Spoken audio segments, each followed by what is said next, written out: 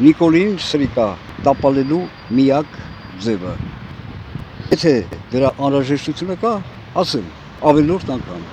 Ինչքան ուզում եք խոսեք, հա, ես էլ եմ շատ խոսել ու ամեն օր մի սատանություն կանի Նիկոլը, հիմա մենք ֆիզիկապես դա հնարավորություն չունենք արձագանքել ամեն մի սատանության Նիկոլի։ Միակ ձևը Նիկոլին տապալելու, ուրեմն ներսից չի ստացվի, քան որ բացի դրանից որ առանցեցել անհասկացող, անգաղապար, գերիշխող 99%-ը բնակչությունը, բայց դրա մեջ կա մեծ զանգված ուղղակի անազգամ, անպատիվ ու ծախու։ Ու ոչ մի քաղաքական ուժ լինել առողջ, իրական ընդդիմություն լինել այսօր Հայաստանում չի կարող։ Միակ տապալելու ձևը միայն դրսի ուժը, կրկնում եմ, միայն դրսի ուժը, այսինքն շահագրգռված արդ երկիրը կարող է կազմակերպել բանակ, ես կասեմ, ինչ, այս հոլովակի վերջում կասեմ, ինչ ձևով կլինի ճիշտ, դա կազմակերպել։ Որ երկիրը, հիմա տեսեք, հարևան Պարսկաստանը կցանկանա, իհարկե կցանկանա, բայց նա չի հանդգնի, այդ հնարավորությունը չունի, դուք տեսնում եք ինչ վիճակում է Պարսկաստանը,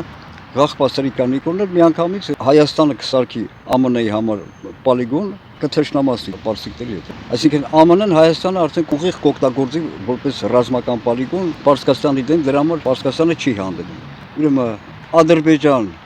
Թուրքիան էլ դե պարզա այս առիթով, այսինքն Նիկոլին տապալելու հանում ենք Սրիկա Նիկոլը դրանց լակոտ գործակալն է։ Ուրեմն Եվրոմիություն ԱՄՆ-ն ենք հանում, որ ցանկացած քմաճույքը Նիկոլ Բոզիբաստակը կատարում է։ Նիկոլին դրա համար էլ դրել է Եվրոմիությունը, գլոբալիստները, այսինքն Եվրոմիության ԱՄՆ-ի կառավարությունը 100 միլիոններ, միլիարդներ ուղարկում են Նիկոլին, ասում են ինչ ուզում ես արա, թալանի, ինչ ուզում ես արա, ինչ տերրոր ուզում ես արա բնակչությանը,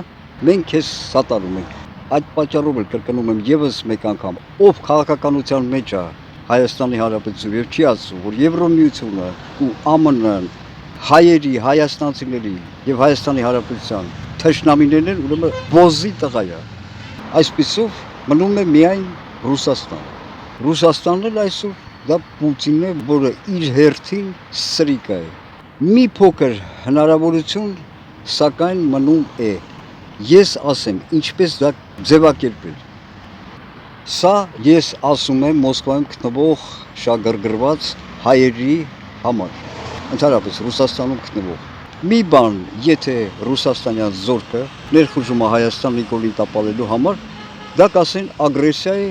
ինտերվենցիա եւ այլն։ Հիմա ուշադիր լսեք, եւ այլ բան, եթե այդ նույն զորքը, հա իհարկե հայեր կլինեն, ինչպես Ռուսաստանի հայեր, այնպես էլ Ռուսաստանում գտնվող հայեր, հայաստանցիներ։ Այդ նույն զորքը, որի շարքերում կլինեն ռուսներ, то ով ուզում լինի, ռուսաստանցիներ, նաեւ հայեր, իհարկե անվանեք հայկական բանակ, ազատագրական բանակ, հայոց, ինչ ուզում եք անվանեք, ազատագրական բանակ։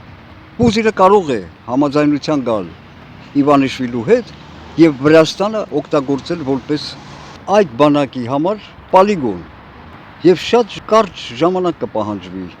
մեկ շաբաթ մոտավորապես Վրաստանի տարածքը այդ նպատակով օգտագործելու համար, որից հետո այդ զորքը երբ ներխուժի Հայաստան, հիմա տեսեք, այդ Բոզիբաստակ մուսերները չէ, որ այսօր Նիկոլեն ծառայում, հենց երբ բրեկները կտրակեն, իսկույն զենքները դեն կնետեն եւ կփախչեն։ Ոչ մի սրիկա աղբան Նիկոլ նրանք պաշտպանողը չէ։ Հասկանում եք։ Դե գործեք, ինչու չեք գործում։ Այսօր Ռուսաստանում Մոսկվայում գտնվում են Մալիչկի Արայիկը